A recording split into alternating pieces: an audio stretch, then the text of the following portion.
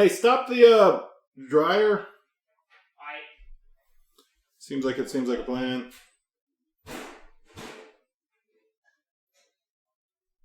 now. It's happening right now. It just now first. Yo. What's up? Not much. Just how do we sound right now? Do what? How do you sound right now? How do you sound right now? I sound pretty damn sexy. All right. I'll partially agree with you. All right. Sounds good. Just adjusting volumes, possibly, and sound recording levels, hopefully. But everything's good. I got my notes. Did you watch Verotika?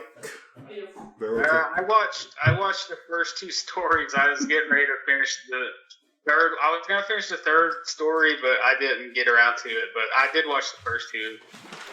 Fair. That's more than most people do. All right. Well, I mean, It's more than most people want to. I might have a different take than everybody else, but I don't know. All right, we'll get to that in a moment. Then. All right, we're just doing build-up test sounds. I don't think it's that terrible. I think it's good. I don't know. Say test. Test. Hello. All right, that's more reasonable. Cool. All right, you ready? Yeah, I'm ready. All right.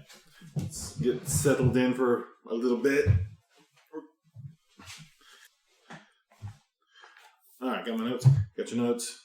We're good. Hey, what was that talk about a question like that I could ask or whatever? No, it's just a generic. It's going to be a generic question where you can ask a question. Like, we're going to do a 5-question segment. And it's Gotcha. just, then you can ask one and Maddie can ask one. Gotcha. All right, so let's get started. It is now tick. All right, on 3. 1, 2, 3.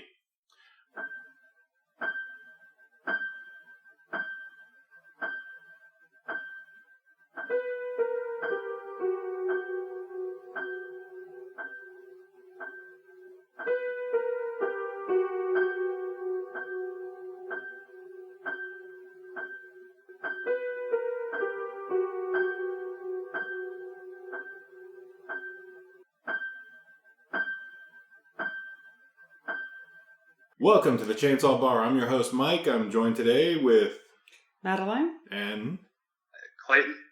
excellent. In this episode, we're going to be talking about the Danzig Opus Verotika. I think that's what it was called. We're going to be doing Verotika. Verotika. Yeah. We're going to be doing some movie reviews, and we're going to do a quick thing about 5 questions. I don't know if we should start with that first, or should we start with movie reviews, or should we do friendliness? I think you should start with, you get the movie review out of the way, then you get to the fun stuff. All right. But here's a good question, though, to start us. If you see anything interesting this Halloween season, that's not a movie. Personally, Like what? yeah. Like, you're asking me? We're asking the room. That's the question. If you've seen anything this interesting this Halloween season that isn't a movie, something maybe you haven't seen this year that's Halloween-y-ish or just interesting. That isn't how. Well, see, like I was watching just some music videos the other day, and then I hadn't realized I hadn't watched any music videos in like over a decade. So I was watching videos and singing. Yeah. Like I just usually get the music and listen to it. And I tuned out from music whenever it stopped being good on TV a long time ago, and I'm not a big YouTube user, so I just kind of listen to music and don't watch the videos, and I caught up on some pretty cool videos that I missed out on, and it was pretty gnarly. Yeah, there's a lot of good videos out there. I live on the videos of YouTube. Yeah, YouTube is very enriching to my life. Yeah, it was all like just in a day, it was pretty cool though to see stuff that I knew I should have seen but didn't. Right? But it was nostalgic and refreshing at the same time. Yeah, let's see. That's really fun. Yeah, I haven't seen anything terribly interesting. I've seen, like, I don't know, that horror show that was a couple weeks ago, the old damn Saddleback Caterpillar of Death. I seen that thing, and then that's the most interesting thing I've seen this season. That thing is... All right, here's a good question. I mean, it's a little side question, but do you all think the Hungry Hungry Caterpillar, the book, is that horror? Because it seems like pretty horrific to me. The Very Hungry Caterpillar? Yeah, that one where it eats everything. That could be, yeah, that's very... It's not human centipede horror, but it's definitely pretty horrible. It could be that thing could or just... is it? It shows it eating through everything. But, I mean, to be fair, it's not very graphic or anything, but the picture, like the caterpillar kind of freaked me out when I was little. Yeah, that thing could definitely... That could categorize like its own horror movie, definitely. It's definitely not horror in its context, but you take it out of that context and you put it into like the real world and it just starts eating that much and keeps going. You could definitely see I it. think that fits in the question of like asking if we had seen something that wasn't horror related, but you know. Yeah, that seems great. Yeah, that's a great question. Great answer. Or context. Something or another. Concept. Because like the Hungry Hungry Caterpillar is definitely a little fairy tale that could definitely get a big horror movie remake. And it's just like it goes around eating the town, you know, it just keeps eating. But it's like so small that they don't know it's eating them while they're, you know, I don't know. Just bores little holes. Yeah. Like in the book. Exactly. They don't know it's feeding off of them until they look down and then there's just like a big gigantic hole missing from their body or something. I think somebody should make a fake movie trailer for this. Ooh, yeah. A fake movie trailer for Hungry Hungry Caterpillar, the horror movie. The Very Hungry Caterpillar. Pretty good. The Very Hungry Caterpillar, yes. Yeah. I mean, it did grow, like in the book, so maybe it could be kind of a little monster creature feature. Yeah. I'm not sure how on board Eric Carl would be. I just don't see it. Sure. But maybe the concept would be there. Maybe it's the Hungry Hungry Saddleback Caterpillar. Oh yes. That's a vicious The one. Very Hungry Saddleback. Oof. Yeah.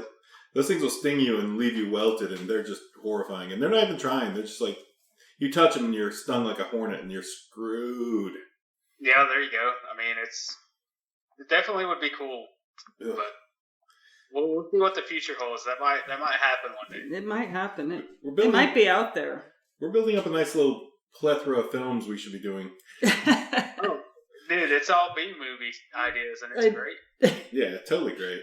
I'd watch these films. I would. Oh, Absolutely. If we can watch the films we've watched in the past year, we can watch anything. Oh, so true. So In true. the past week, like you Yeah. said, Danzig's Opus. Yeah, that's for sure. Oh my god. Ugh. Have you seen anything, Maddie? Anything Halloween related or anything horror related that's Anything interesting, not a not movie. movie that's this Halloween season? Anything interesting? Just I see interesting stuff all the time. anything that stand out? Serpent guy. Not off the top of my head now. All right. I saw a snake yesterday. Ooh, that's kind of late season. No. Yeah, it's kind of something. Yeah, it's a something. We also see snakes all the time. We had a snake the other week in the entryway to the house. It had obviously just eaten something because it had that big lump in the middle. But that one was about 4 feet long. And the one I saw yesterday was just a little thing. No, But there's still snakes. still snakes getting ready to go find a place to hibernate. Getting to spider season, though. Yeah. Yeah, don't give me spiders. It's spider season. They're coming into the house to warm up, set up camp. This is when I start walking into cobwebs I did not see. Just And- walk into and- the car and they've made something between the garage and the car overnight. See, like spiders, like true fucking horror that I don't want to endure ever. Oh, really? Ooh. Hey, you're saying you have like an arachnophobia thing? I mean, it's kind of weird. Like it's not full fledged like arachnophobia. It's just like I don't care if they're outside. If I see them, I don't cringe, and I'm just like, it's there. But if it's in the house and just creeping around, man, I can't deal with that. Yeah. Dude, not gonna lie. I did jump a little today, and this is the answer to the question. I was pulling weeds in my flower bed, and they'd gotten really bad. So, like, the grass was growing out of the flower bed in between the bricks in the path that leads up to the house. So I was pulling these weeds, this long grass junk, out of between these bricks. And one of my kids' old toys, which is this about 3-inch in diameter spider with bright red eyes, was underneath all of it. I was like, oh, shit. I didn't expect it to be there. I'm not afraid of spiders. I expect real spiders to be out there, but we don't have spiders tarantula size around here, so that did make me jump. But if you found one, we should be worried. Yeah, well, we got armadillos now, so you never know. You never know what climate change is going to bring us.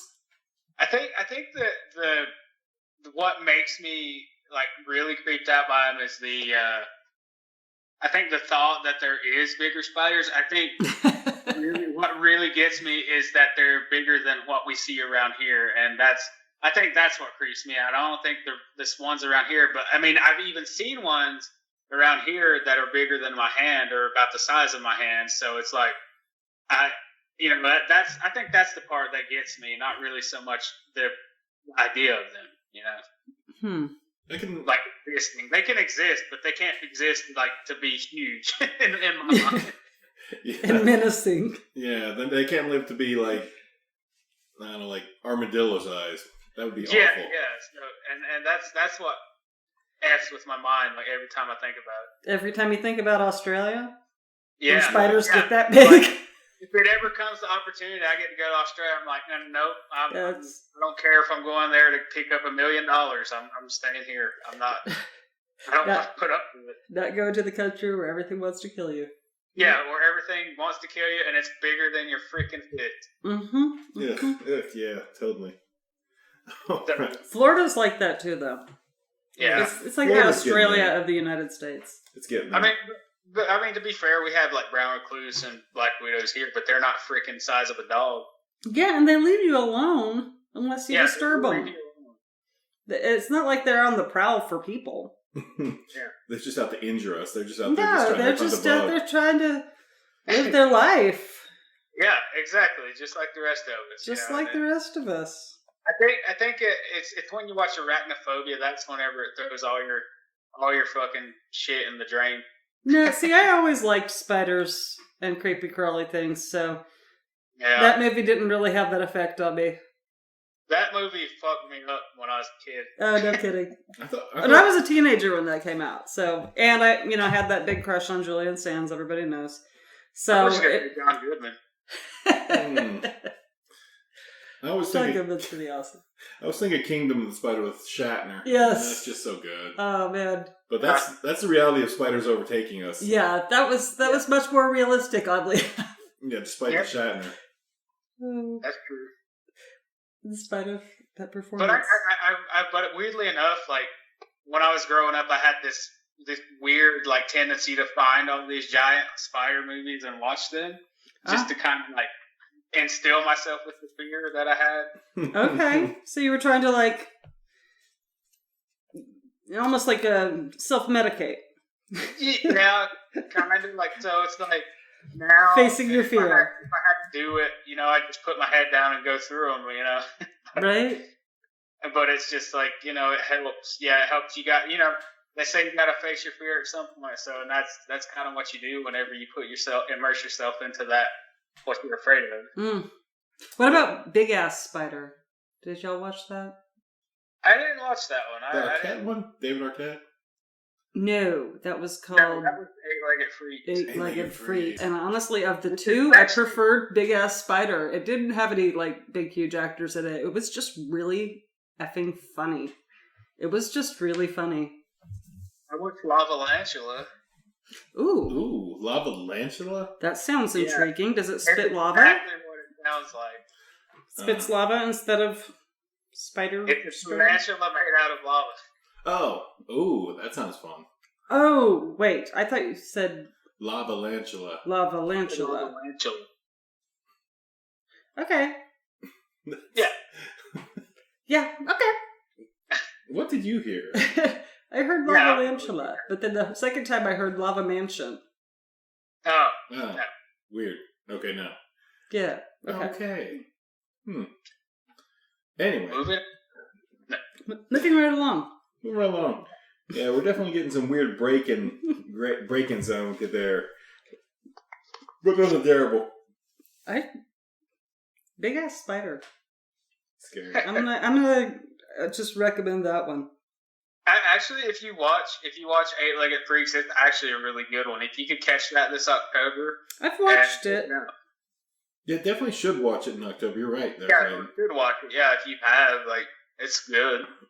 Yeah. All right, let's move on now. Oh, goodness. So, we're covering a movie review this episode. We're going to do... Are we ready for this? We got enough damn soda palate cleansers in our minds for this? Oh. No. I'll be right back. I don't want to take Glenn's name in vain, but... No. Oh, no. It's coming. Man, he did that to himself. Don't be a bitch. God, this is going to be... Oh, I don't know. We watched it. It took 2 tries, and we finally finished it, and it was just like, oh, man. Hey, to be fair, I almost finished it in one try. I just ran out of time to watch it. I need to finish it, though. Likely story. And that's how it turns into 3 or more tries. Exactly. Just...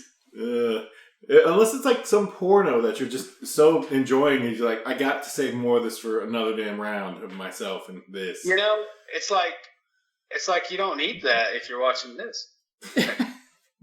Yeah, there's definitely that element, because it's, Glenn Danzig. All right, so listeners, welcome back. We're gonna just brain screw ourselves here. We're gonna start our movie review of... Can somebody say the title? Verotika. Doesn't even sound... Verotika. There's no A. Yes, there is. No, There is. no there's not. Yeah, there is. Is it Verotika? Verotika. Yeah. Like It's erotica. No. Like, it's based off of erotic comics.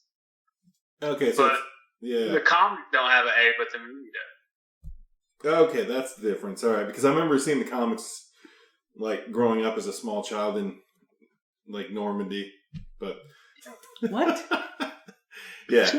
No, gosh, no. He went there. Yep. He went straight there. Straight there. I was a wee child in Normandy when I found Glenn Danzig's comic career. Verotika. Verotic. Horrible. Changed his life. Ugh. Ugh. Yeah. Yeah, it's so much better now. All right. Well, we're going to start our I want to say music. My mind is trying to say, just go back to his music. Just go back to his music. Don't talk about this. Don't talk about it. Don't talk about it. But If we were talking about his music, don't talk about the lyrics. We'll do that next episode. We'll do some horror music, Halloween music, or something next episode. But this episode, we are talking about Verotika.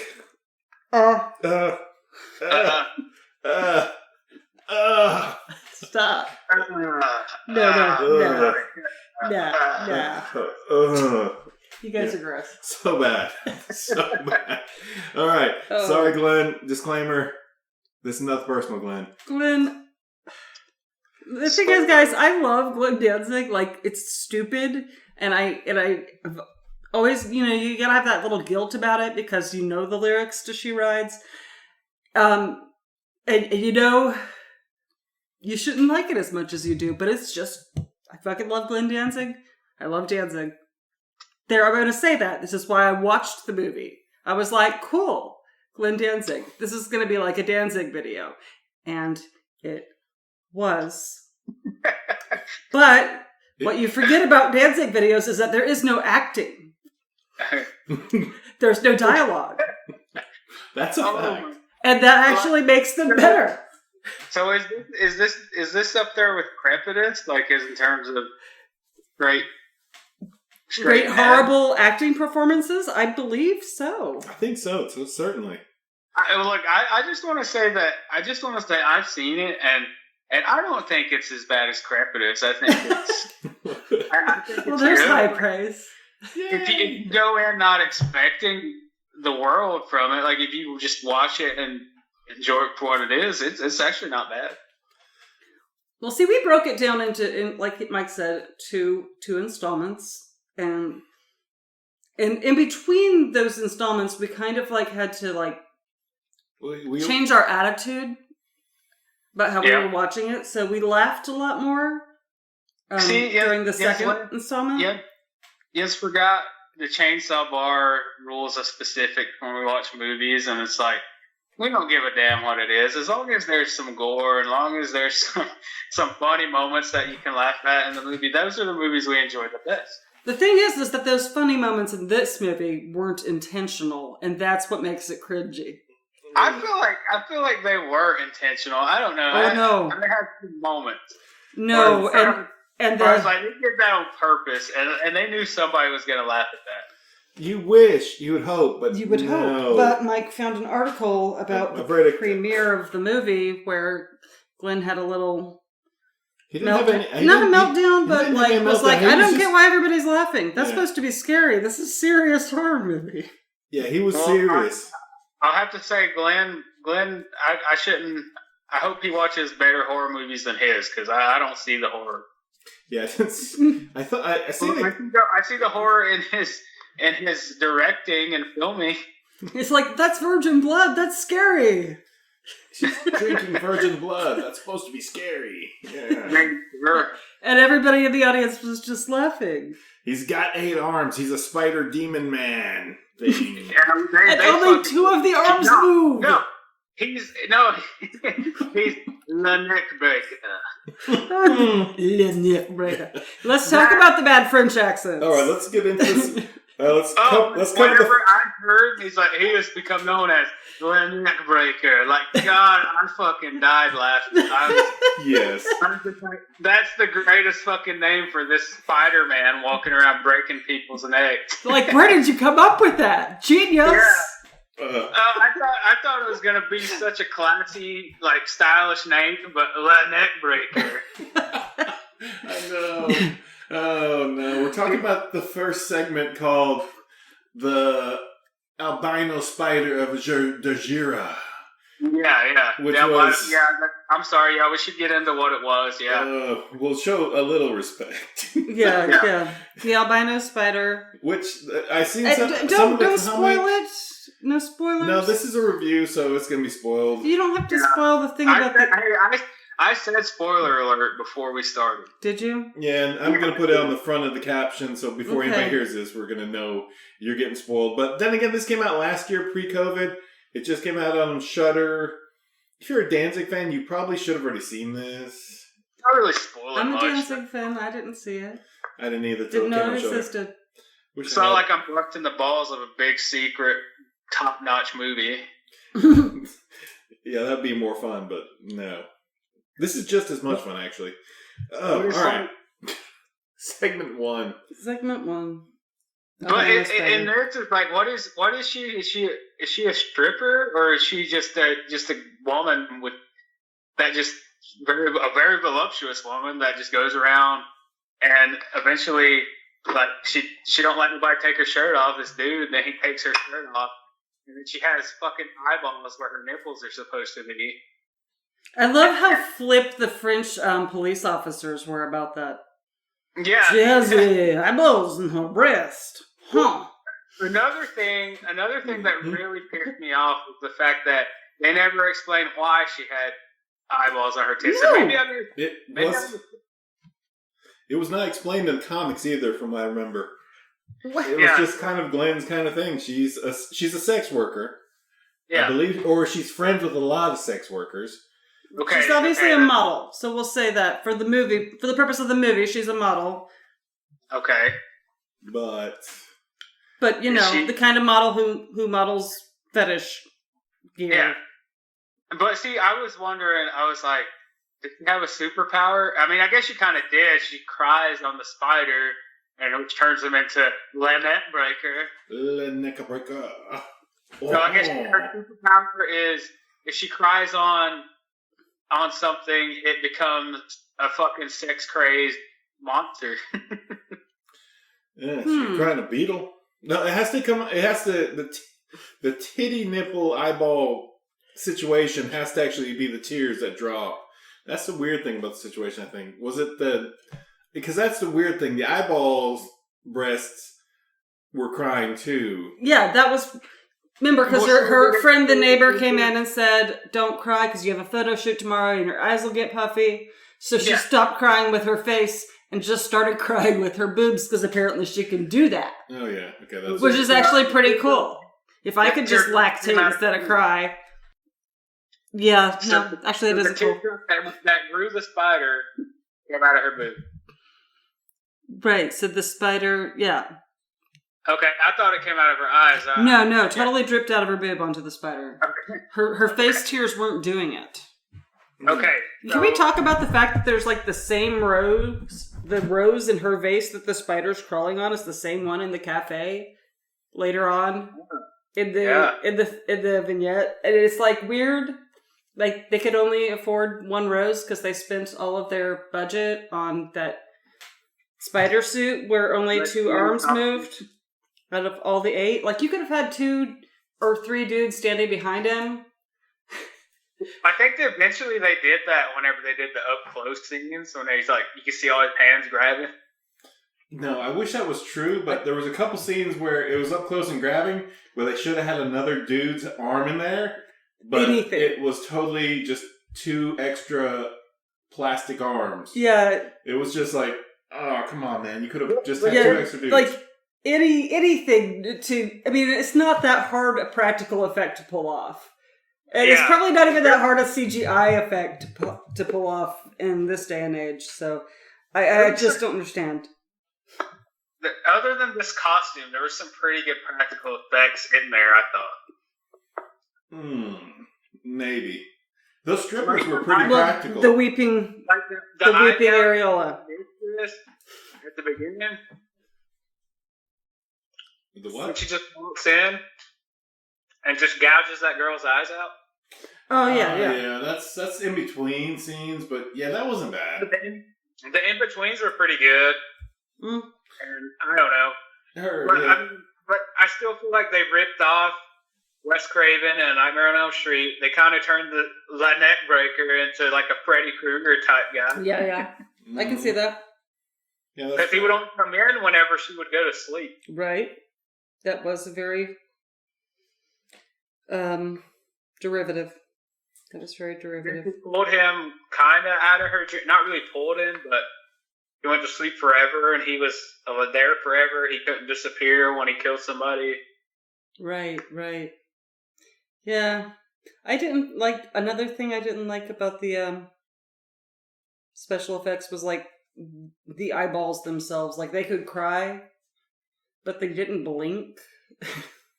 Yeah. Or, like, move or look at things. Yeah. It was just not really... My next question is it really a teardrop, or was it lactation?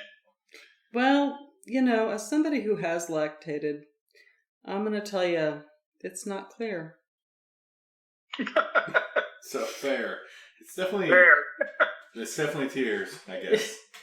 Those were definitely tears. But her tits, so we don't know. Yeah, I mean, it works kind of in a similar way. I mean, you have tear ducts and you have milk ducts, like, in your breasts. But try to crack the milk out of my eyes. Yeah, right. It's just, there is the chemical difference there, but they're ducts. So, I mean, if I had eyeball nipples, I would assume I would be, and if I had nipple eyes, I'm assuming I would lactate out of my eyes.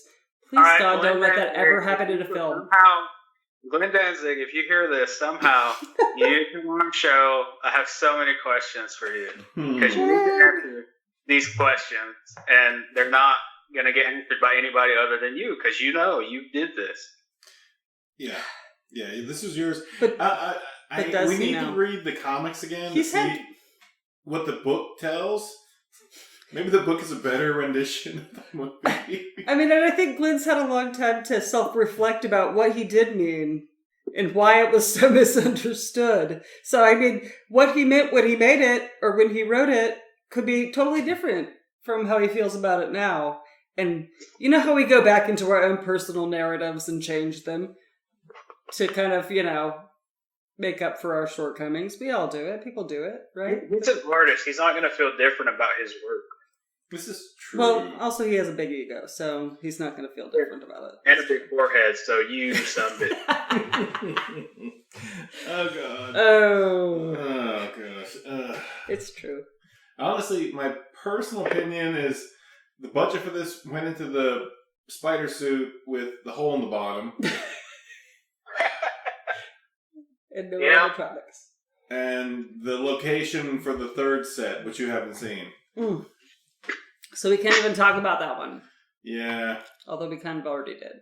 I don't think we need to, but we can go into it next. I'm trying to remember what the second one was. What was the second one? God, that was the mystery woman. She was cutting people's faces. Oh, yeah, the face cutter. So she had a scarred up face, and so she was a exotic dancer. Oh, and noticing she was cutting off the faces of pretty girls. Like she would move them and get them alone and take their faces and use them up for herself. When she would go out and dance, she would have like a ninja or a COVID mask on, we could say now. Exactly. Everybody does. But she's dancing, and then, they keep finding these girls dead without their faces.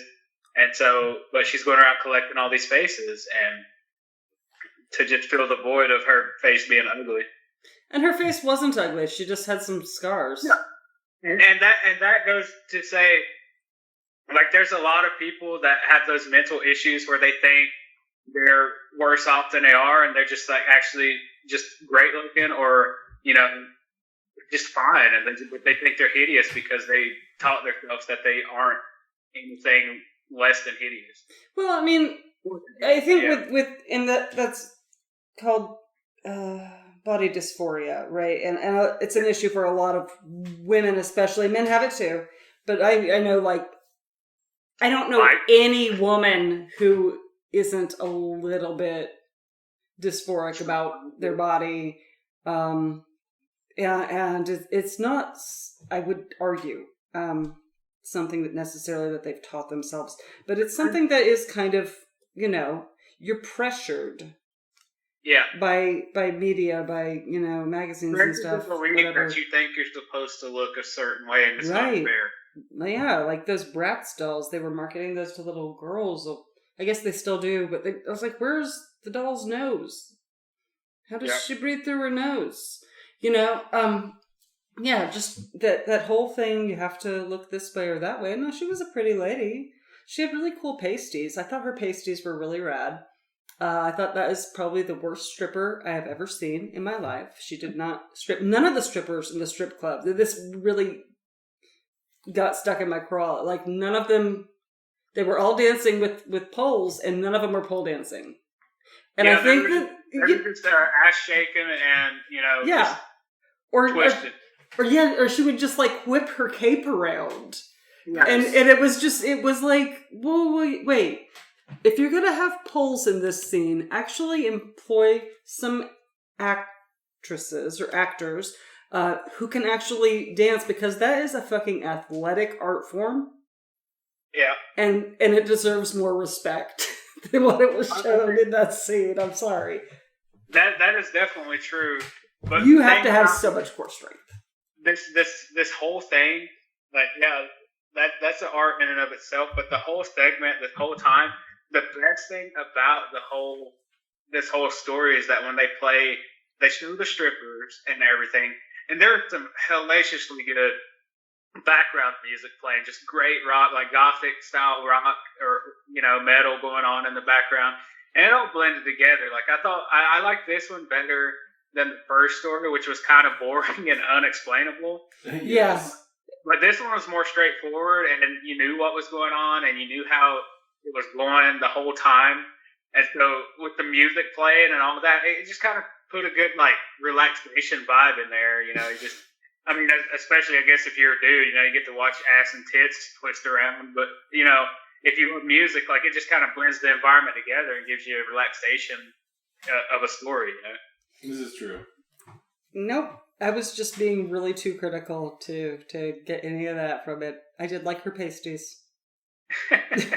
The pasties were cute. They were little skulls. Yeah, Come on, that's adorable. Like I said, if you're a dude. No, I'm just kidding.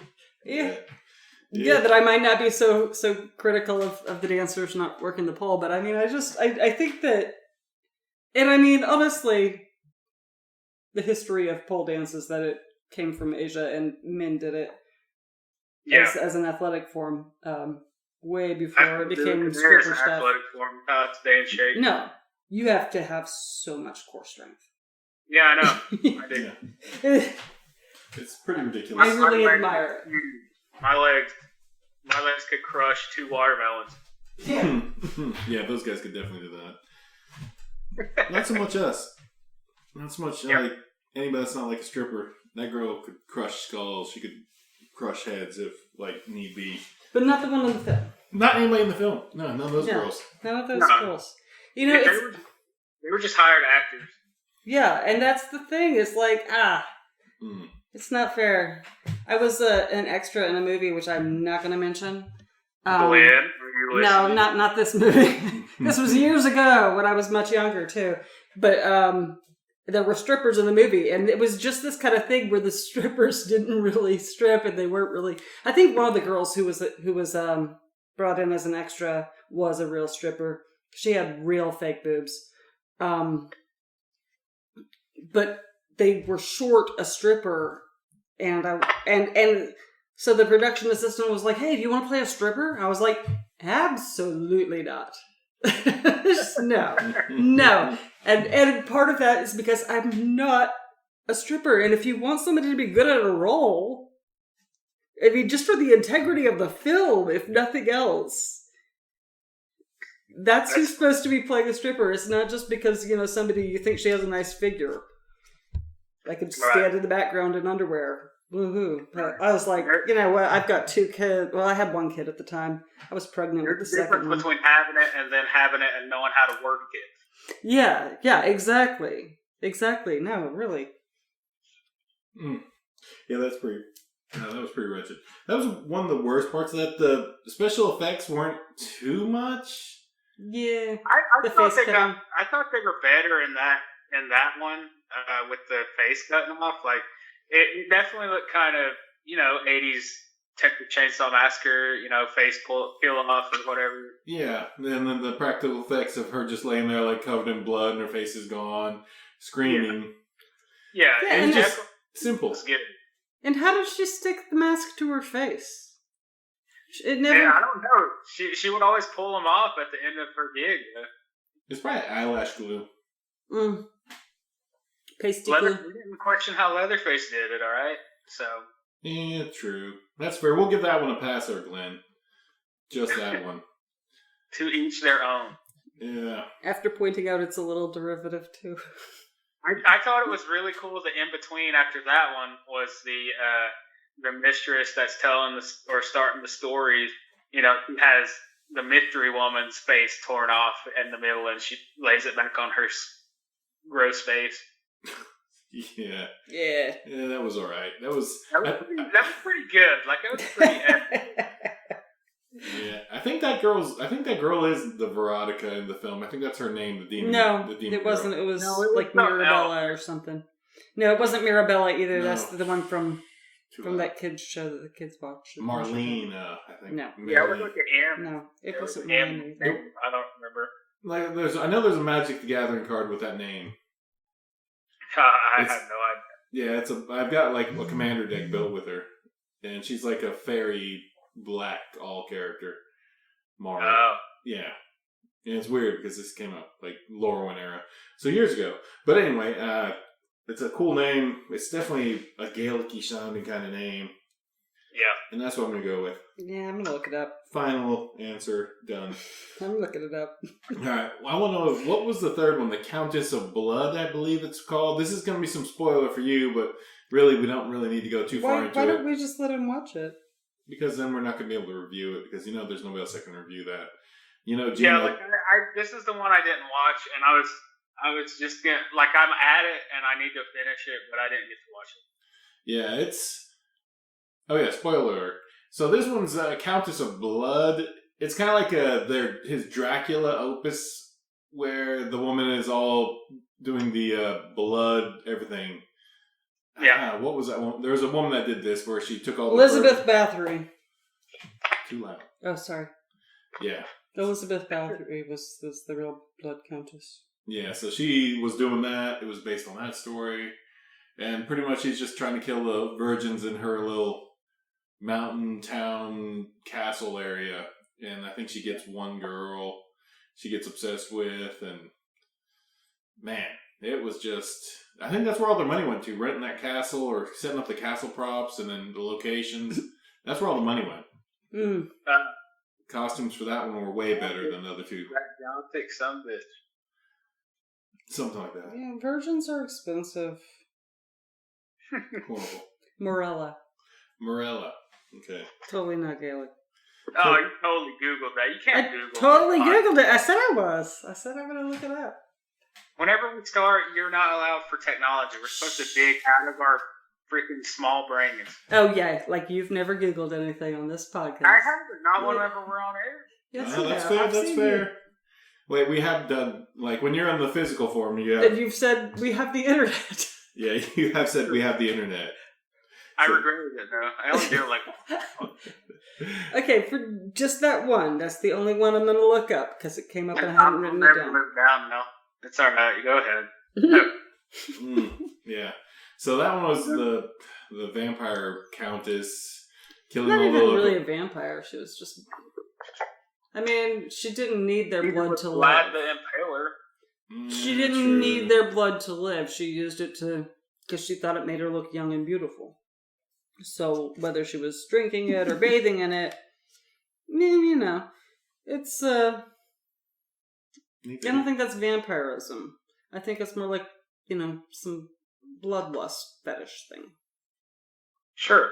And body dysphoria again. You know what? This is the thing that ties all these female characters together, except for Morella. Is the body dysphoria. The one girl was embarrassed of her mutant boobs. True. Sure. The next one was embarrassed of her Mutated mildly face. scarred face. They actually kind of, like, the first time you seen the scarred face, it wasn't terrible, but then you look at her more, it kind of looked like she got some more, like, scars, like...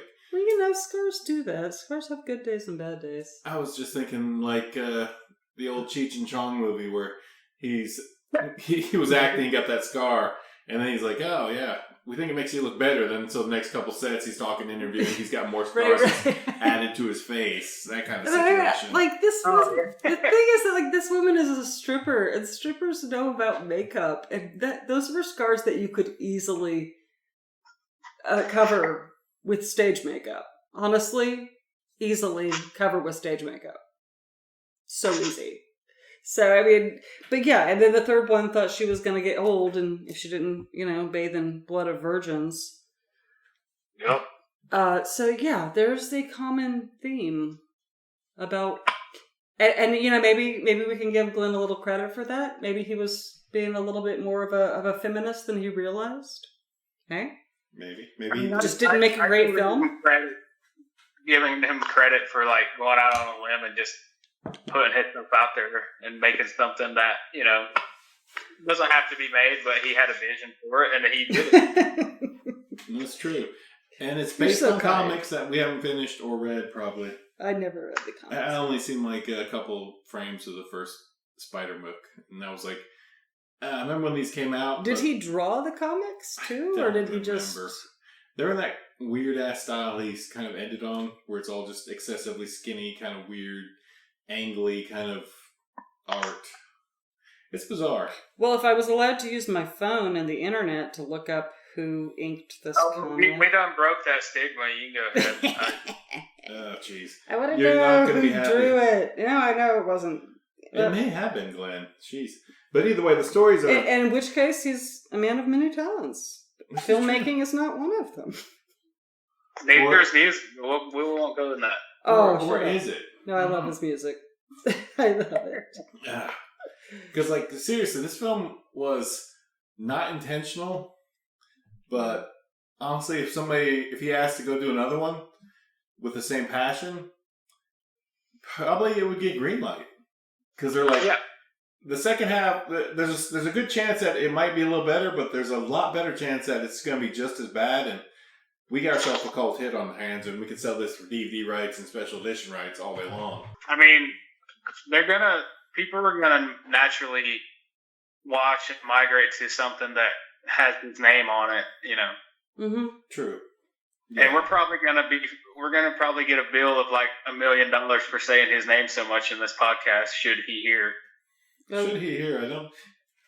I don't think he will be happy with us. I don't think a review merits like anything. Honestly, we're not really using his music. We're just discussing his film. We're not actually using sound bits. His name. Yeah, his name is not copyright. I don't think. So I don't think you can copyright a name, as far as I can tell. Yeah, we could say his name. Yeah. But we don't mean to be mean to you, Glenn. If you do listen to this somewhere with your no, definitely not. penis-shaped pillow. You're awesome. You're awesome. I love Neckbreacuur, and it's pretty great. It's a pretty horribly awesome film, except for you can't take it seriously because then you just are going to hurt yourself somehow. Right, which is you're gonna think this is one of the worst movies ever if you take it seriously. Precisely. Right. Yeah, that's the thing, and that's the question. Did Glenn take it seriously? I'm sure he did. Like you were saying earlier, but the rest of us can't, and we can't be responsible for how he feels about things. We can be responsible for our own. And everyone's entitled to their opinion. Mm-hmm. Exactly. Martin Emond, or Emond, I'm not sure. Emond is the illustrator. So, shout out to Martin, being a talented guy too. Yeah. If he takes Neckbreacuur out on tour with him next time, hopefully soon we get to tour and watch music, that would be awesome for me. You know what? If that happens, I might have to eyelash glue eyeballs to my nipples. So, because I've seen Glenn Danzig in concert before, and I know that he's going to ask to see titties. Yep. Yeah, I might have to flash Glenn eyeball titties. He's a very booby kind of dude. He really, he really is. I believe that girl with the eyeball boobies is his actual real life girlfriend, so that's kind of neat. And see, that's probably why he took more like pride in it, because it's his lady. True. And he thinks it's beautiful, and it is to him. But other people might be like, "Well, we haven't taken it seriously as you might have, because you're so biased." It could have been more beautiful. Now she's beautiful. She's a pretty girl. Her hair was horrible in that. Her hair didn't move. It was an obvious wig. She's really a blonde. It was insane. Yeah. Her boobs. It wasn't just the eyeballs. I felt like they did some augmenting to the whole breast, because they didn't look exactly natural. But they didn't look like breast implants either. They were not natural anyway. Yeah.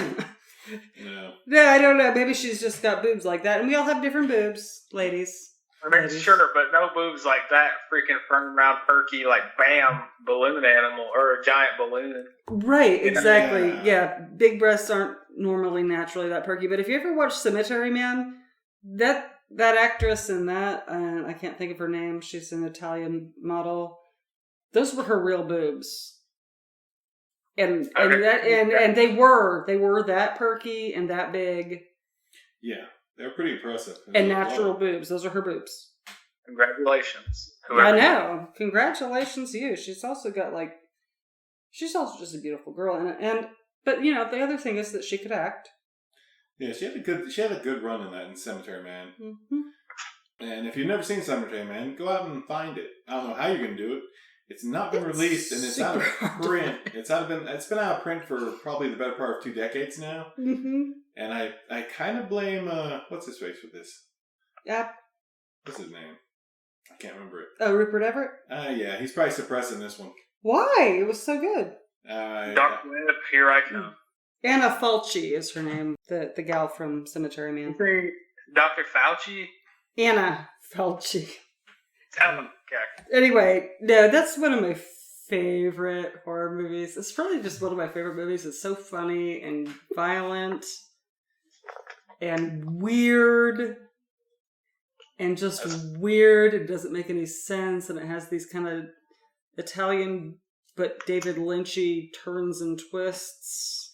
It does a whole things that we enjoy at Chainsaw Park. Yes, very. Yes. The whole Groundhog Day kind of aesthetic of the story as the story went on. Yeah. Fantastic.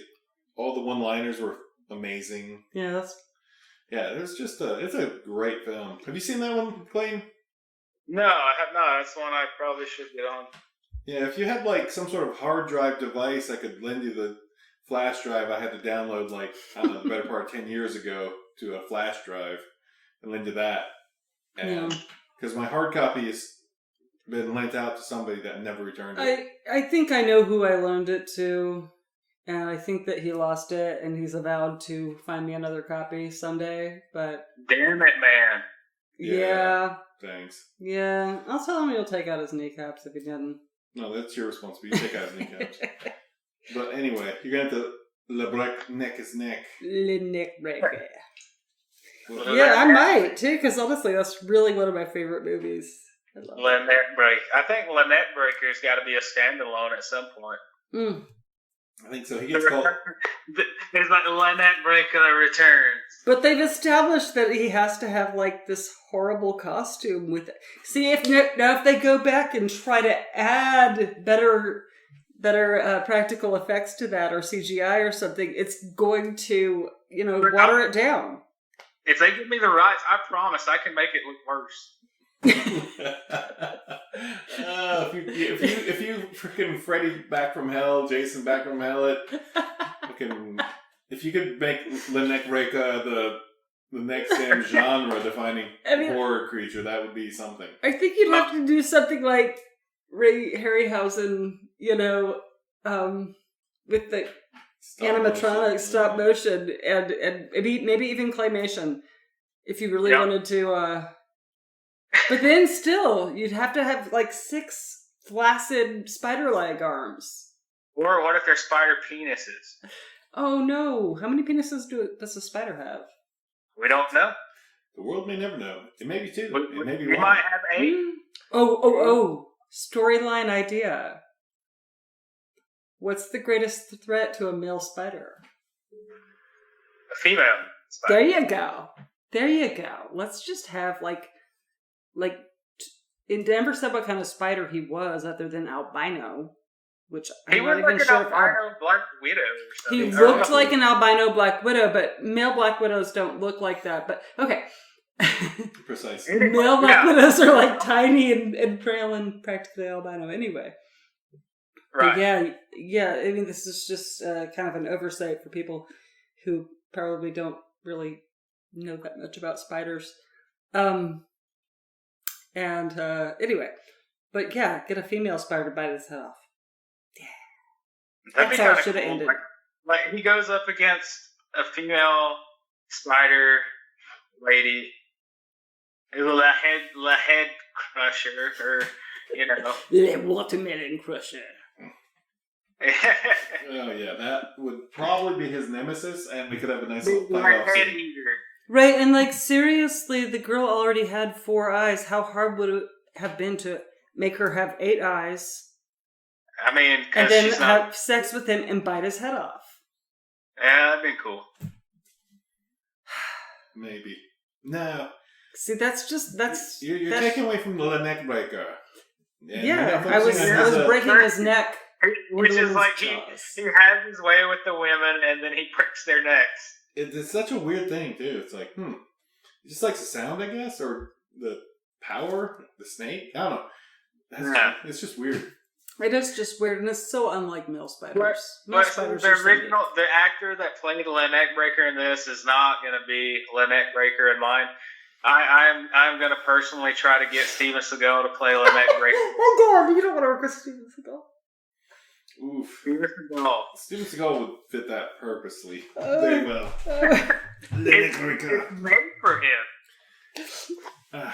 He is Neckbreacuur. You're not wrong, but I mean, I'm telling you, I read an interview with DMX, like back in the 2000s when DMX did that movie with Steven Seagal.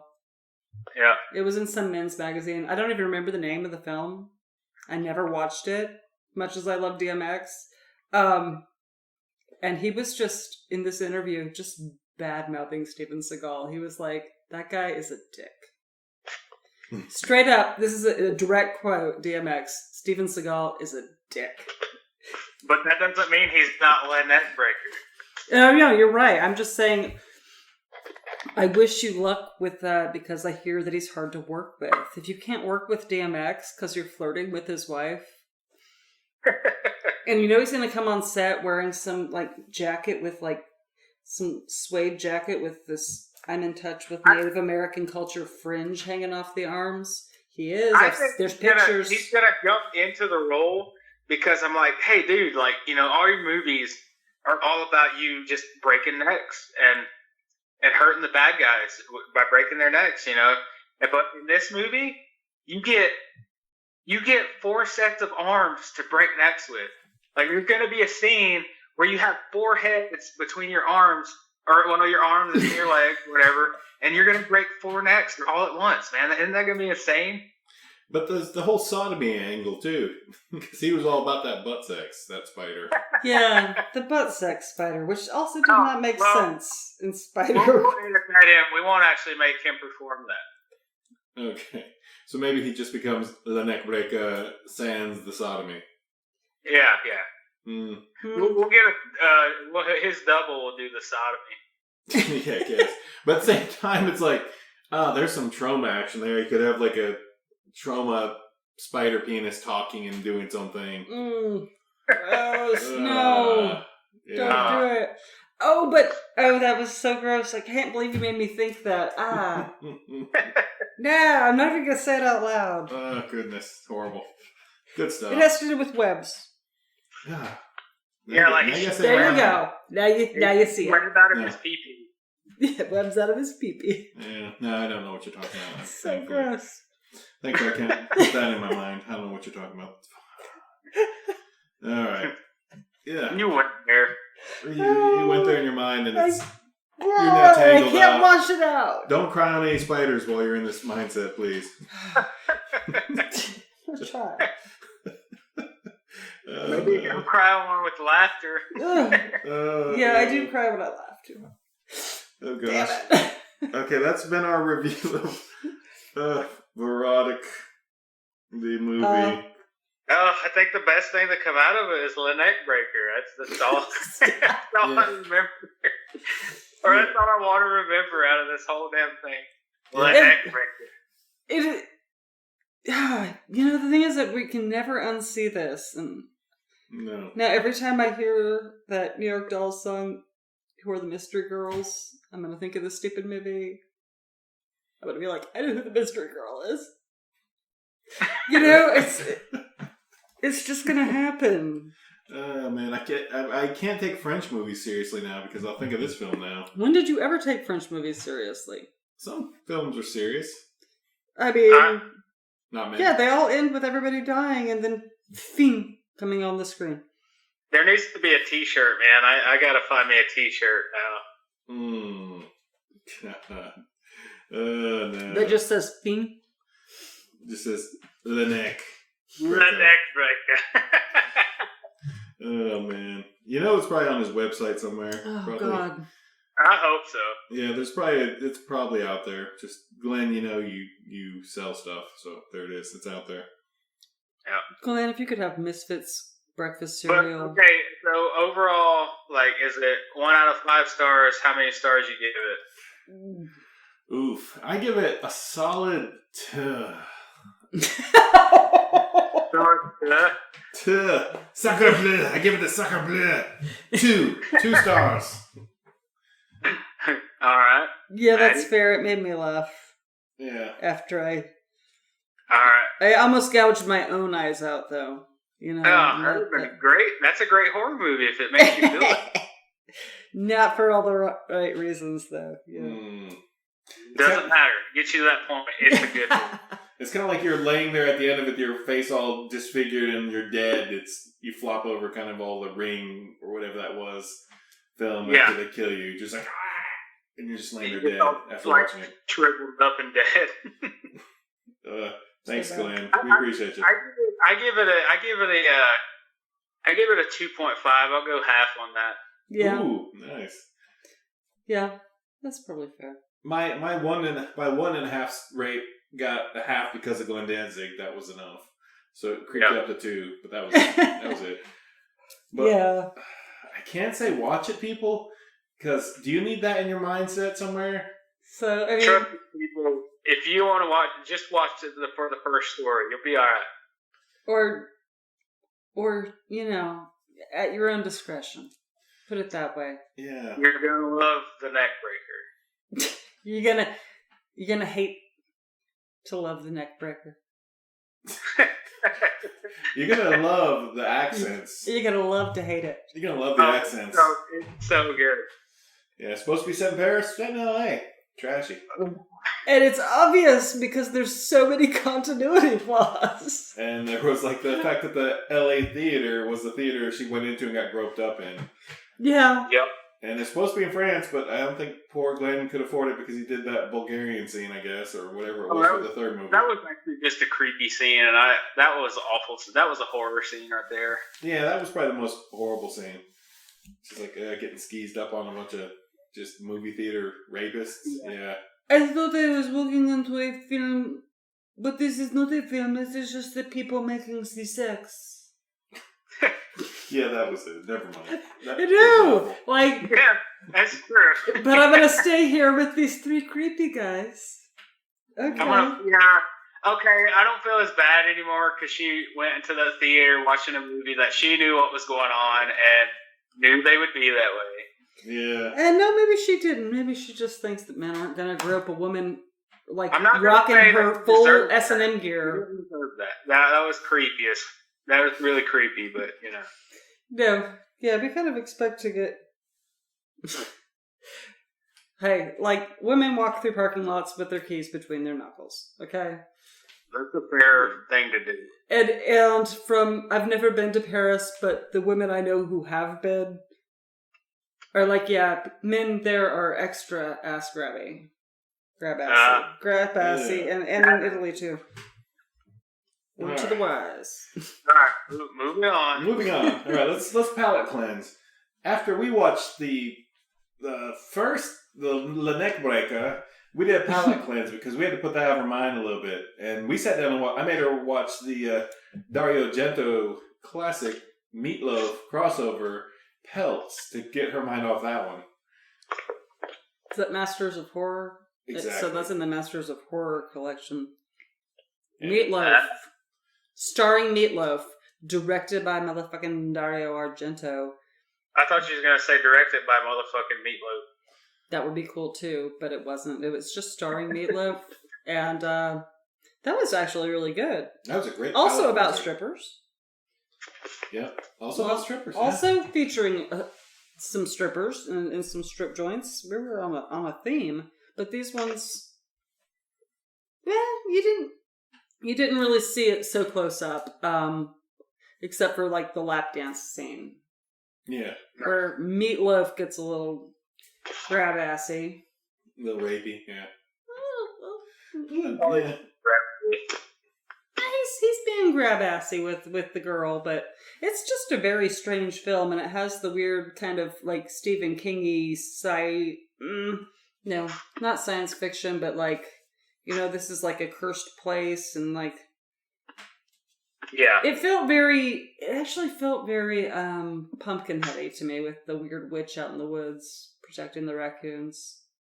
Yeah, if you haven't seen Pelts, Yeah, sit down and watch that. That was a great film. Yeah, I liked it, and apparently that was really the first time that somebody actually skinned themselves on screen, according to the special features. According to special features and Dario Argento But and Meatloaf, yeah. Like, I've never actually, now think about it, I've never actually seen anybody skin themselves fully on screen.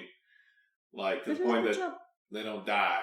So, yeah, that was a great scene. Great practical effects. And, like, the story was cool, and it had this kind of thing. And, you know, in real life, Meatloaf is a vegetarian, and there was definitely this kind of, like, animal rights undercurrent to the story where, you know, it was about fur traders and people who were poaching raccoons on private property. And a little bit of irony, though. Meatloaf's a vegetarian. Right? Yes. I can't think of anything more ironic, but I love him for it. I do. I absolutely do. Yeah, that was pretty cool. That's another one that eludes me. Probably should look at it. Yeah, if you had any way of playing it, I'd lend it to you, but I know you're not that kind of like person that has like a DVD player anymore. Blu-ray play DVDs? Come on, dude. Oh, you have a Blu-ray? Okay. Yeah, I can lend it to you then. Oh, yeah. I'm not. I haven't moved into that all digital phase. Oh, good.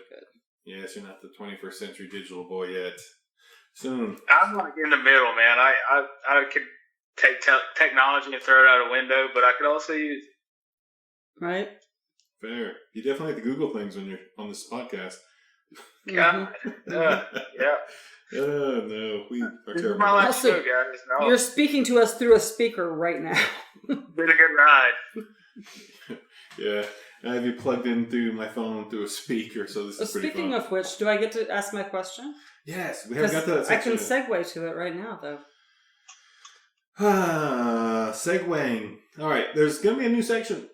No, there's not. It's a blah, blah, blah. Segment I'm calling 5 questions, no context, based on our last segment, Okay. 20 questions. I'll wait. So we'll open it with the segue question Maddie's want to throw out there. She has a segue question, and this will count as her question to the podcast. I just have a question for Clayton. Oh, here you go then. No, yeah.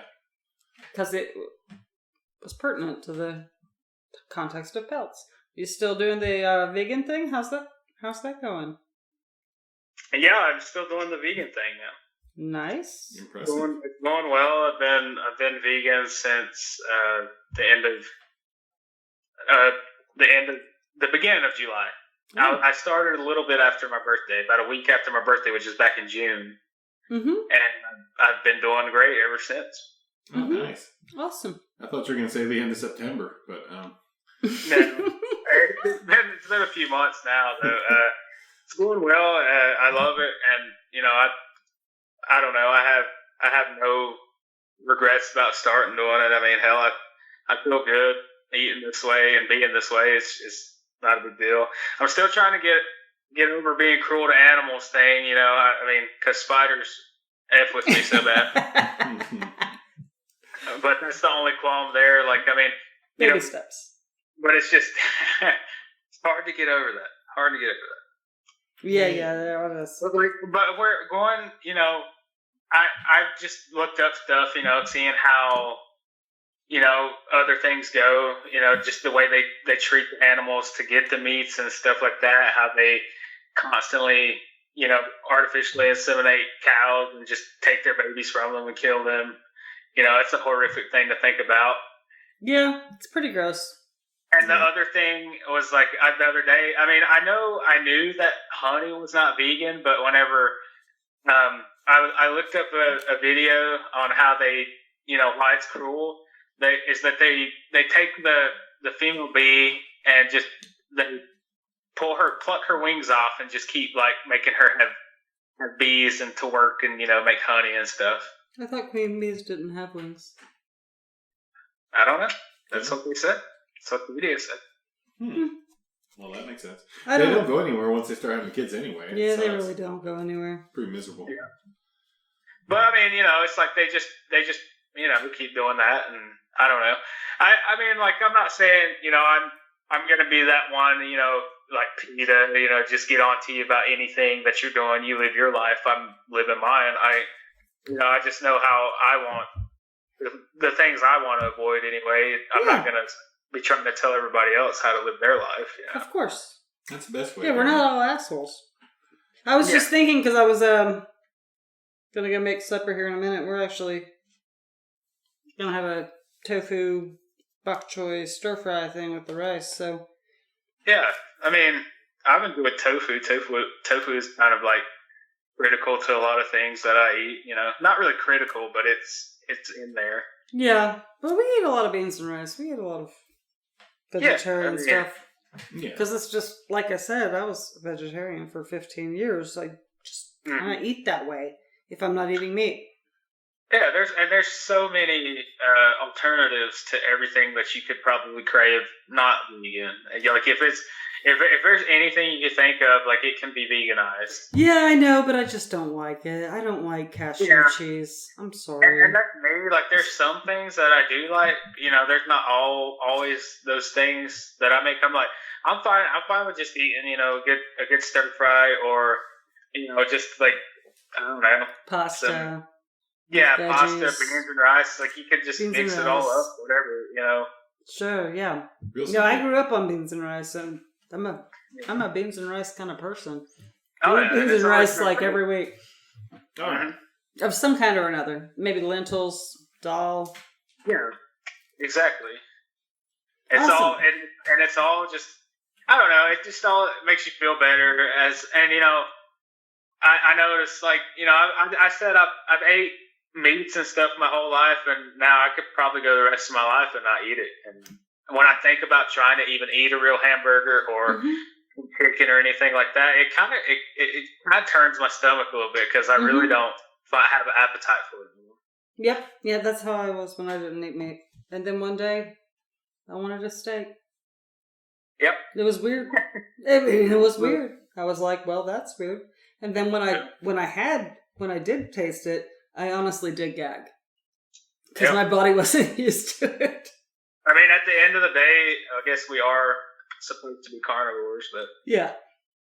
Well, sure. But yeah, there's a lot of reasons people go through with, with the environment or with moral reasons. But I mean, I think the biggest thing is, like, if people realize that, you don't even have to be, like, fully vegan, but just... It takes so much more space to grow plants to feed animals that have to be raised in a huge amount of space for way less food. You could use that same space to feed people with plants. And it's an environmental issue to me. Right, it is. It really is. I'm not like one of these people who's like honestly, I had a vegan say to me, well, I don't believe in raising my own chickens for eggs because those hens don't have agency.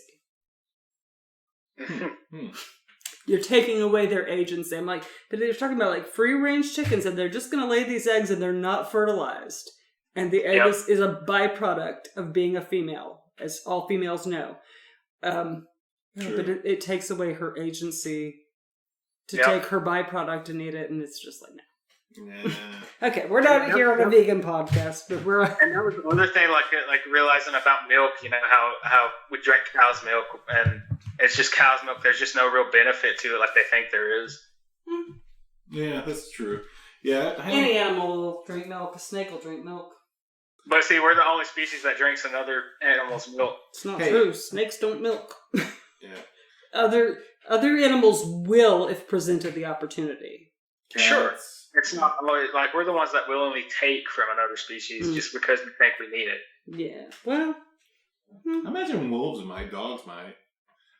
I know we take bats' milk and turn it into magical shit, but it's just bats. Milk and bats. It's like milk is highly nutritious. Milk is highly nutritious. If we stayed away from bothering all the animals, we probably wouldn't have COVID right now. Yeah, that's true. Well, that's very fair. That is very fair. It's true. Yeah. We probably wouldn't have a lot of these pandemics right now because a lot of things come from animals. If we just didn't fuck up the entire fucking planet, just throw everything off balance. That's what human beings do, and it's Like I said, a snake will drink milk. If there's milk sitting out there in a dish, a snake will drink it. But does a snake go out and milk another animal and exploit it? No. No, absolutely not. Every other creature on this planet is much more in tune to the natural order. And milk's there to make a freaking calf turn into like a 700 or 800 pound creature. Like, that's why it's so unhealthy for humans. That's why a lot of humans are lactose intolerant. And that's because that milk's not for them. Not from your mother, not for you. Right. Well, I mean, it's a little bit more complicated than that. I think it has to do with... We'll mark it off as science and let's move on. Okay, we'll talk about this later because I have thoughts. Yeah, way too many thoughts for this podcast. A whole other segment for another show. It's a segment for a show about veganism and healthiness and shit like that. Yeah. It's like I'm let's looking not make Matt turn into Regina. But the lactose intolerance does have a lot to do with evolution. Fair. And domestication of animals. All right, stop. Just quit. All right. Next section. We segue to Maddie's segment of that segment that we're going into now. So this one is called 5 Questions. No context. Number 1. I'll take this one. I'll start this segment out. And you guys can get a split second to think about it. But I'll do all 5 questions. I'm not going to do my question because I'll need that one to think about. But number 1 is... Number 1 Halloween candy. And for me, it is candy corn. Same. Hands down. Number 2, tankard of ale, horn of mead, huge glass of red wine, or shots while calling yourself sex machine. And for me, I'm kind of with the glass of red wine, but I'm kind of down with calling myself sex machine, shooting shots for this. So I'm going to go with the red wine. Number 3, guilty spooky season indulgence. For me, it is excessive amounts of candy corn and watching the second Crow movie. Number 4 is a pumpkin spice latte, a magic potion gone mainstream. My answer to that is a resounding yes. Number 5, does Harry Potter deserve a spot in Halloween films? Yes or no? And I say no. And now we'll jump to you, Clayton. Number 1. Your number 1 Halloween candy. Starburst. Cool. Tankard of ale, horn of mead, huge glass of red wine, or shots while calling yourself sex machine. Go. What was the first one? A tankard of ale. Or a horn of what? Mead. Yeah, I'm gonna take the ale. All right. Number 3, guilty spooky season indulgence. Kit Kat bars. Ooh, that's good. But not this time because I'm vegan. So. Tricky. Oh, I find the vegan chocolate. Wow, it sounds like tears. It's human tears. It's carob. You know what carob is? All right, number 4. Is this pumpkin spice latte a magic potion gone mainstream? No, it's a pumpkin latte, and it doesn't do a goddamn thing for anybody if they drink it except give them sugar highs. Fair. Does Harry Potter deserve a spot in Halloween films? Yes or no? Yes. Huh? I'm not going to agree. That's it. All right. Do you have any other... Let's see. Do you have any questions for the group you want answered? No, wait. Let's jump to Maddie. She's got to do the 5 questions. You got time to think of your question for the group. Sure. There. Number 1. Holiday candy. Good. Also candy corn. All right. Number 2. Tankard of ale, horn of mead, huge glass of red wine, or shots while calling yourself sex machine. I have the same hard call there with that. Let's save me for myself and go with the wine. Number 3, guilty spooky season indulgence.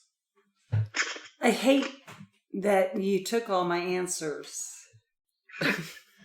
Because it's totally also candy corn. Is it also watching the second Crow film? No, I can put that one behind me, but definitely, like, I don't eat candy, but candy corn, I like allow myself a little candy corn like once a year, just to get in the mood. Like me, like whenever I don't eat candy a lot, but if you give me a bowl of Starburst and a bunch of Kit Kats, I'd probably eat them. No, I just eat all the pink Starburst. Still eat Starburst. Just also true, but I like them also. No, just the pink.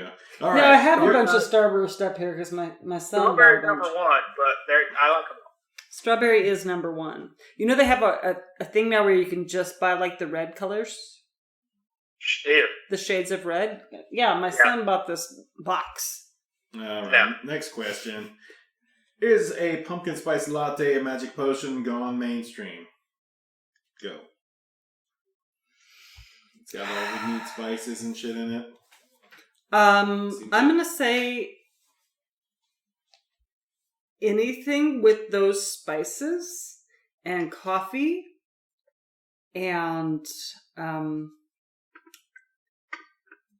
actually just that is a magic potion, but I don't think it's gone mainstream as a potion.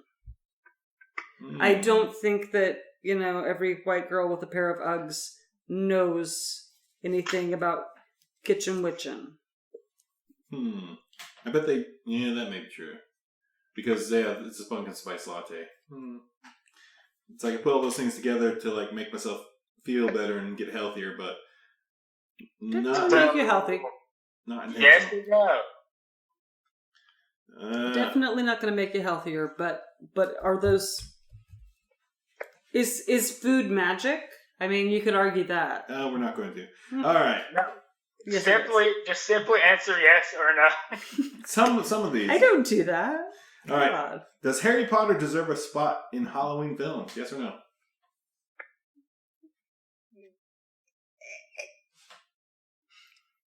I'm having a really hard time with JK right now.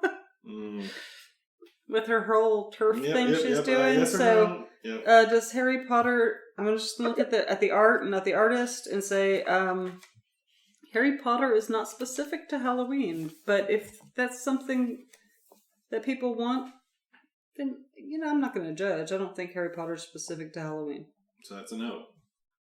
Harry Potter's not J.K. Rowling. Go. I know. All right, your answer dealing is with no? it, Clayton. Yes or no? My answer is, if you want it to be. Yeah, yes or no answer. Why is it a yes or no answer with you all the time? We said no context. Exactly, and you're distilling it down. I can't. It's not this hard.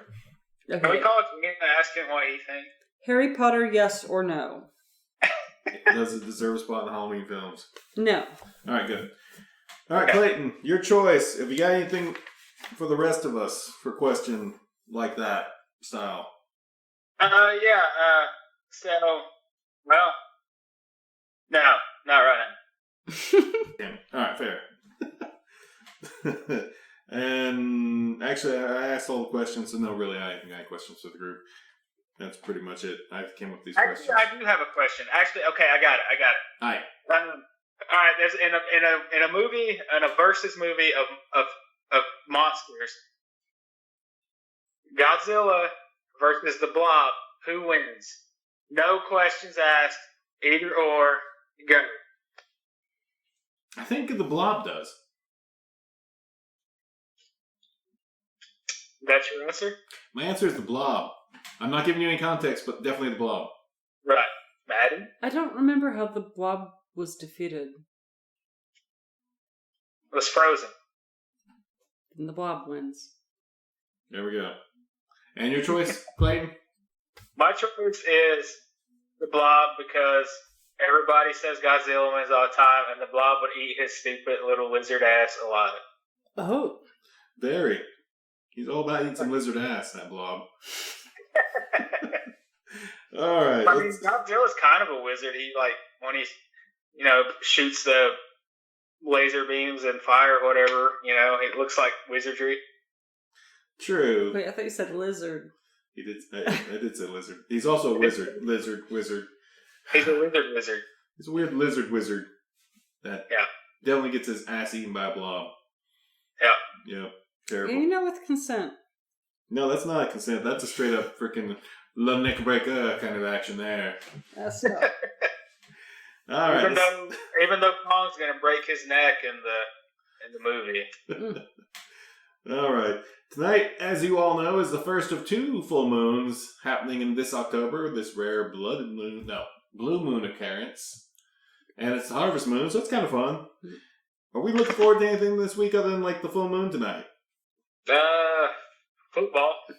Yeah, For what it is. that's fair. Maybe some I don't know, some more horror movies. Fair. I do have something. I did get you a gift, and I do have to give that to you sometime this week. It's sad. Me? Yeah, we've had it for the better part of a decade now, so now it's gonna find its home. Yeah. So that's kind of fun. That's what I'm kind of looking forward to this week, is giving you that. Yeah. Yep. You got anything, Maddie? Yeah, it's 1st of October, y'all. Yeah. Oh, no, yeah, October. it's October. Why can't we enjoy October for real? For real, this is like the good stuff. This is like the great comfortable season. The mosquitoes are all And we are going to dying. have a blue moon later this month. Is it Halloween that the next full moon is? I hope so. Think about it. Today's the Preacher's 1st, gonna if it's a become full moon, werewolves 2 28 times days this from now. month. What was that? I said, think about it. Your preachers are going to become werewolves 2 times this month. Oh, God. That's dangerous. Fuck you for werewolfing it. Ugh. If I Ah. Mm. No, Silver Bullet, no. I was watching that the other day, and that's just what immediately came to mind when you said 2 full moons. Worst. I'm going to watch a full moon movie tonight. I don't know. I'll find something. It may be Gotta damn get some bullets. subspecies. It may be just full moon productions. Yeah. Yeah, subspecies. You have all those The box set. those doll movies. It's like we should make a B movie where instead of like somebody turns into a werewolf, like a typical full moon. It's like then these werewolves turn into werewolves whenever they see somebody's like ass move. Oh man, there's some badness there. It's bad, but it's funny as shit, Sam. Yeah, they attack Camp Crystal Lake nudist colony. It's all bad. It's like if there's a naked chick's ass out somewhere, they're able to stay werewolf, and if they cover up, they're safe. Strip clubs are not safe. Nope. Nope. It's could definitely do the whole like Chillerama angle too, and just be like big sexy werebears. No. That's been done.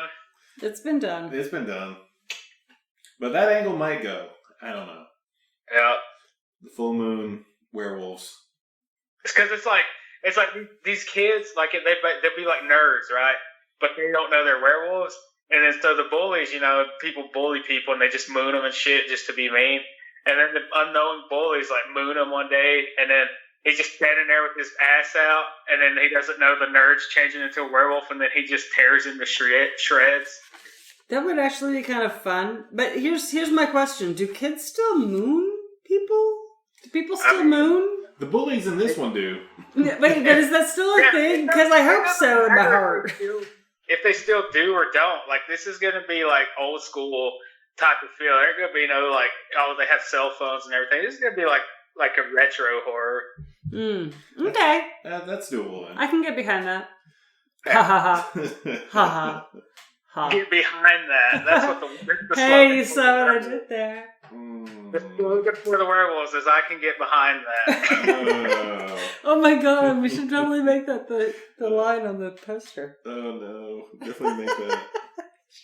All right, next to the last question. Well, actually, the last question.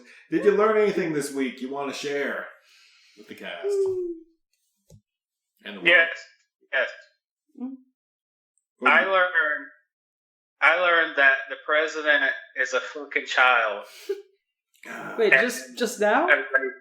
Well, not just now, but I just I watched the debate, and that was the best horror show I had ever seen. Oh my god. Yeah, I couldn't bring myself to watch it, but I saw my friends reacting on Facebook, and it was, It's one thing for us people, like people with a logical brain that have the smarts to know that he's just an idiot, and then there's those that would still probably follow him off a cliff to the loyal end. But I mean, this debate put it all out there, like to what they should see and what everybody else with the brain and could actually think on their own knows already. Like this put that out there in public for all the ones that I hope didn't know already. You know, to what he is. Yeah, I'm going to have to make our 18-year-old son watch it.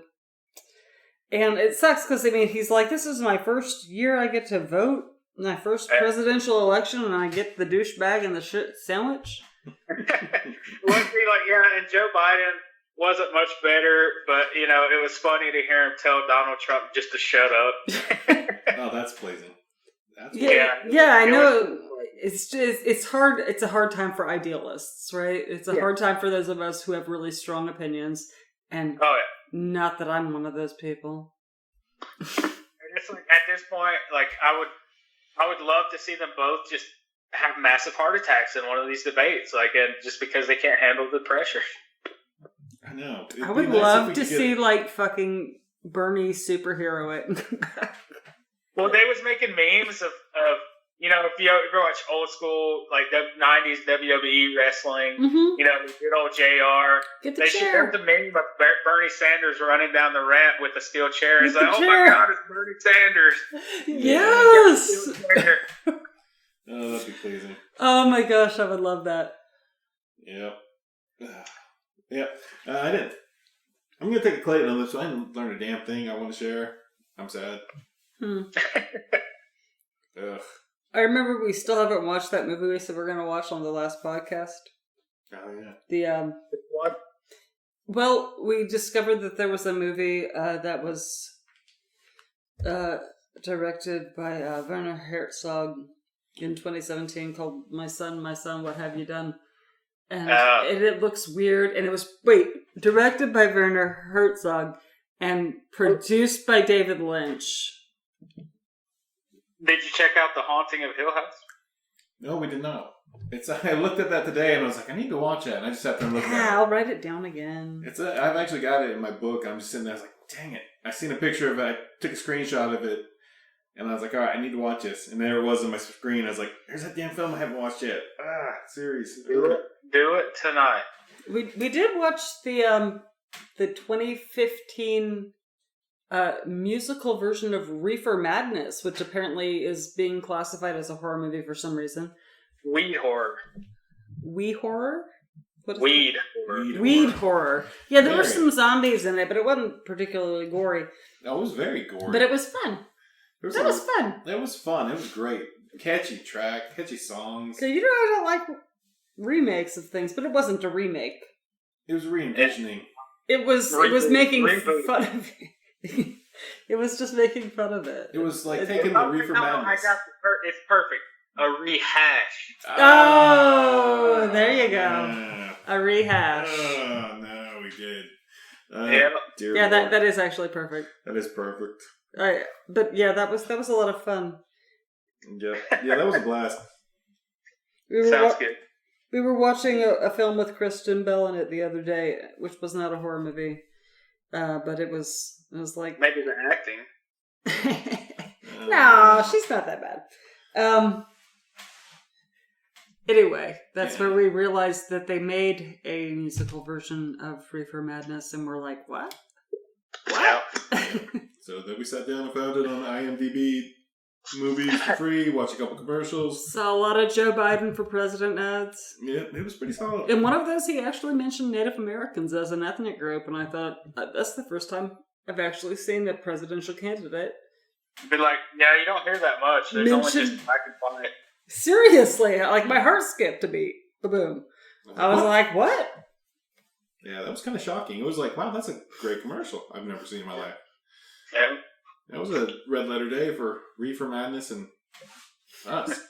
And Joe Biden. Joe Biden. Joe president. Yeah. I hardly doubt that. I mean, I highly doubt that. But yeah, you don't hear it. I'm just saying. Yeah. You don't I've hear looked at it. his ancestral report somewhere. Could have. It's in his Ancestry.com report somewhere. Yeah. He probably did. He and Elizabeth Warren sat down together, talked about it. Awful. No, she's just terrible. She just didn't even know what saying she was Cherokee meant. Oh, and you know what? And I honest to God, I don't think she meant any harm. She She didn't. did. She didn't understand. It was just pure stupidity on her side. Yeah, she just didn't really. But it was an honest mistake. But it was just whatever. Yeah. And that's the thing is like all of us white people are told that we have Cherokee. That's true. Yeah. We are. I get I'm Appalachian, so it's probably true. People like to get down. But yeah, no, we're all told. I know a certain valet who did an ancestral report, and he was trying to convince me he was Cherokee. Oh God, was it? Yeah, you might know him, but I'm not going to say names. But Don't use names. Sorry, I'll take that out. Thanks. edit that out. Sorry. Yeah, names editing. I don't know. But you know him well. It was funny. Yeah, damn it, man. He's a Woody Harrelson stunt double. Yeah.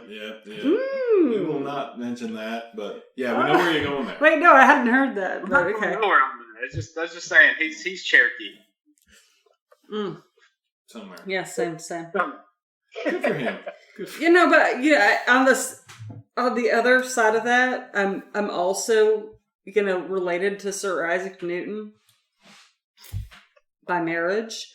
And the by marriage thing is the part that they never mention when they say, "Hey, you're related to Sir Isaac Newton by marriage." Okay, they do it with my white ancestry too. Just so you know. Right. Nice. Yeah. My family seat's called the House of Newton, but it's because marriage, Weird. not blood related. No. You could be related and not blood related. That's how it works. I don't like that one bit. Interesting. All right, that's about all we got. We're going to be doing more horror movies and stuff this coming week. We're definitely probably going to do another segment with Leah when she can. She's on hiatus to write her stories and stuff, so that's awesome. She got a spark of creativity today, or else she'd be on here today, but she's at home writing, so that's awesome, and we support that. We're going to try getting Gene on sometimes. I got him a headset. I'm going to have him use a headset with a little microphone on his phone up there in the middle of nowhere where he lives. And we'll see if we'll get some good sound on that. I'm not sure. I'm hopeful. But it was only like a $6 headset, so I'm not hopeful it's a good quality headset. But we got it from Roses, so what are you going to do? I mean, to be fair, Gene is like from Roses or something. That's fair. He's a good old boy, though. Anyway. Never mind. I'm not saying that. Yeah. In Christmasland, you'll never be sad. Dear Lord. I've been sitting there doing that voice all week. That's my thing. You're doing really well with that. That sounded just like him. Yeah. What? The Christmasland voice. Did you watch? Voice? Did you watch Nosferatu? Yeah. The TV series? Yeah, you told us to watch it. I've been doing his voice all week. I got you. Never mind. Okay. Yeah, that's what I've been doing all week. Just walking around the lot, just saying that. Just saying horrible quotes. That's really cool. That's really awesome. Yeah. I need to get back to watching that. I love Sailor J anyway, even though she pulled all of her old videos off of YouTube, all of her makeup tutorials, which were brilliant. She oughtn't have done that. She didn't need to do that. But what are you going to do? But, she got this big, TV series, and now she's like, gotta pull all my YouTube videos. Sis, bring them back. That stuff gave me life. Nobody can even see my face, but I'm telling you, for this voice, I need makeup, and it ain't even gonna help me. Mm-hmm. Oh, man. I don't know. Give you some vampire teeth and You can say Christmasland. No, it's Santa's land. It's Santa's land. All the monkeys are free. Stop! Oh no, we have to do this. We have to break into Santa's land now. No, we don't have to break in there. We'll just buy a ticket and go film a low-budget film. In a There day. you go. We don't even have to violate the law. Okay, yeah, let's just go to Santa's land. So, viewers out in the world, there is a small theme park for children in Cherokee, North Carolina called Santa's Land. And it's not even open at Christmas time. It's been around since the 70s. That's the biggest irony of the whole The whole thing is like mid-October. Yeah. Like, it doesn't make any sense. Well, it makes sense during. I mean, that's our tourist season. Yeah. I mean, I get it, but when you're gonna call yourself Santa's Land, you're not open. Wait, no, actually, it does make sense. I'm gonna shut up now. It does make sense. Yeah, it makes sense. No. In Santa's land, we have to work for Santa's extra 3 busy in months. that season. That's Santa's Yeah. busy season. We're working during those months. But if we could do like a parody of Nosferatu Christmasland at Santa's Land, Oh, where my Mike's Lord. sister used to work as an elf Most people in Cherokee at least had a part-time job there somewhere. in at their some lifetime. point as an elf. Did you ever work as an elf, Clayton? No. Okay. No. Okay. Yeah. Neither did Mike, but I know his sister did with those cute little shoes. Yep. Yeah. Some girls I dated went there as elves. It was a job. Yeah. What? Anyway, yeah, that needs to happen. Anyway, in Santa's land. Oh man, that's awful. The terrifying Rudy coaster. That's what you ride in instead of the black car. You just make the kids get on the Rudy coaster.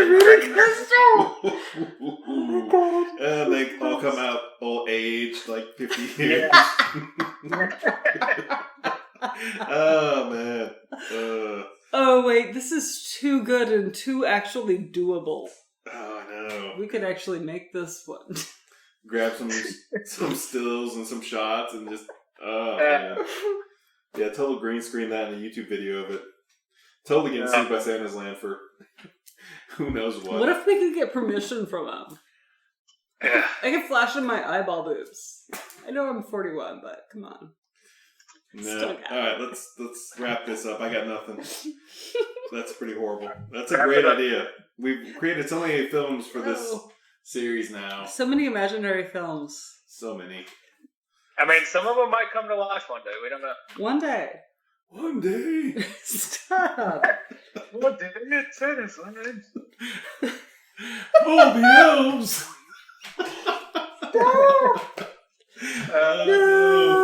No, everybody turns into elves. We can get Glenn Danzig to direct it. It's gonna be magical. One Neckbreacuur in a cage with the little baby reindeer. No. Oh, I don't want to think about that. No, I already thought about it. Awful. Oh, damn. Oh, It'll be man. Mike Taylor. Editing my name out, you son of a bitch.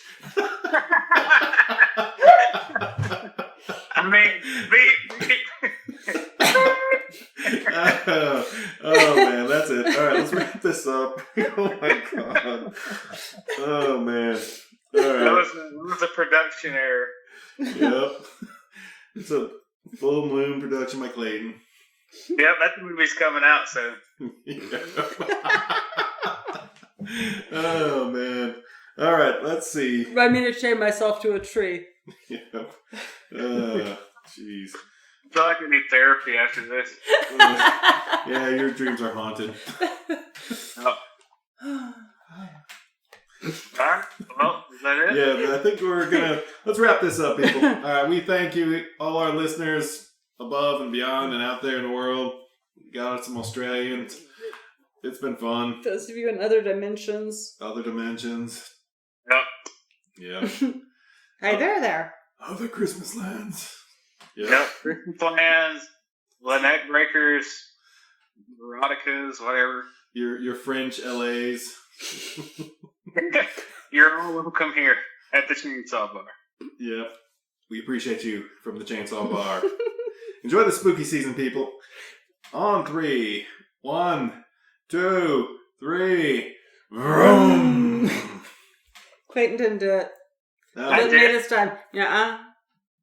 I did it. Oh, that's what I said. Nobody believed me. Vroom. There we go. Say Fair it. enough. All right. Thanks for listening. And we're off.